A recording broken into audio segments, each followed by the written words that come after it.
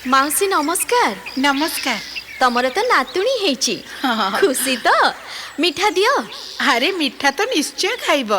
बोहू आ नातुणी भीतर घरे अछंती। आ माँ। भाउज कौन खबर? दीदी नमस्कार। सब भल तो? तम देह केमिति अछि? चल देखिबा। गृह परिदर्शन समय रे प्रसूति मार स्वास्थ्यावस्था जानिबा निमंते विभिन्न प्रकार लक्षण गुडी को आमे परीक्षा करिथाउ। जेमिति कि जोनिरु अधिक रक्तस्राव हेबा, मुंड बुलेबा, ज्वर हेबा, शरीर रे पीड़ा बा जंत्रणा अनुभव करिबा, परिस्रा करिबा समय रे कष्ट अनुभव करिबा ओ बात मारिबा इत्यादि। आलो माँ, एते सब कथा अछि मु तो जानि नथिली। हाँ माउसी, एहा व्यतीत शिशुर स्वास्थ्य मध्य परीक्षा करिबा आवश्यक। सेथिपाई गृह परिदर्शन समय रे आमे नवजात शिशुर मध्य स्वास्थ्यर जत्न निमंते विभिन्न प्रकारर लक्षण गुडी को परीक्षा करिथाउ। ओ ए जेमिति नवजात शिशुर अंगभंगी, शरीर रे चंचलता, निश्वास प्रश्वासर स्थिति, शरीरर तापमात्रा और रंग को परखिबा, शिशु को ओजन करिबा। नवजात शिशुर शरीर रे जदि कोनोसी विकलांग हेबार लक्षण देखा जाउथाय ताहा निरीक्षण करिबा आवश्यक। अच्छा अच्छा। शिशुर ओजन मापी ताहाको एमसीपी कार्ड रे चिन्हट करी दर्शेइबा। शिशु जन्मर 1 घंटा मध्य रे यथाशीघ्र स्तन्यपान करा जाइछि कि नाही एवं केवल स्तन्यपान होइछि कि नाही ताहा जानिबा। नवजात शिशुटीर जंडिस अवस्था जानिबा निमंते शिशुटीर आखि, हाथ और पाद को देखि हलदिया दिसिबार लक्षण को देखिबा।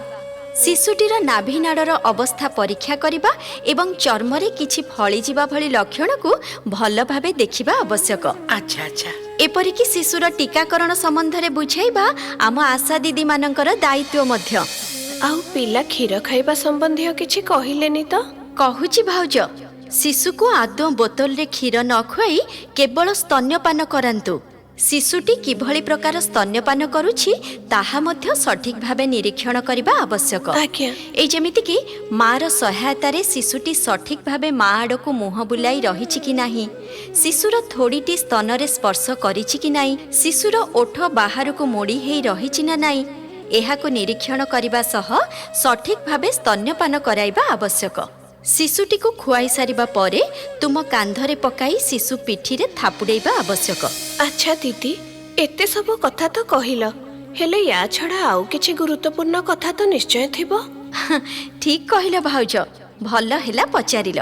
सुन, आज्ञा। जदि शिशुटी मा क्षीर टाणी पारु नथिबो किंबा खाउ नथिबो, शिशु जदि न कांदे, निश्वास प्रश्वास नबारे कष्ट अनुभव करे, जदि झाड़ारे रक्त पड़ु थाए, शरीरर तापमात्रा बढ़ी गले बा कमी गले, जदि हाथ पापुली और पाद हलदिया देखा जाए, जदि शिशु निस्तेज बा अचेत हेला परे लागु थाए, जदि बात मारु थाए, जन्मर 48 घंटा मध्यरे परिस्रा न हेले बा 24 घंटा मध्यरे झाड़ा न हेले, एई सब विपद लक्षण गुड़िक देखा देले तुरंत स्वास्थ्य कर्मी सह जोगाजोग करिबो ओ आवश्यक पड़िले एसएनसीयू को नब। एवं शेषरे सबुठारु गुरुत्वपूर्ण कथा गुड़िक आमे निश्चय मने रखिबा। कौन?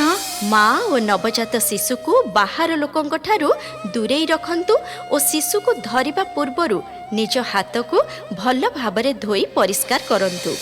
शिशु को ओजन करिबा। अच्छा। अति कम ओजन शिशुटी जन्म होइथिले बा लो बर्थ वेट होइथिले ताहाकू कंगारू मदर केयर द्वारा उषुम रखंतु।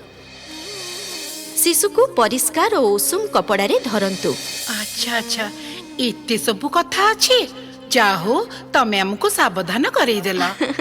हौ ताहले मु आसुची। ए सब कथा मानी चलिले उभय माँ और शिशु संपूर्ण सुस्थ रहिबे। हौ दीदी।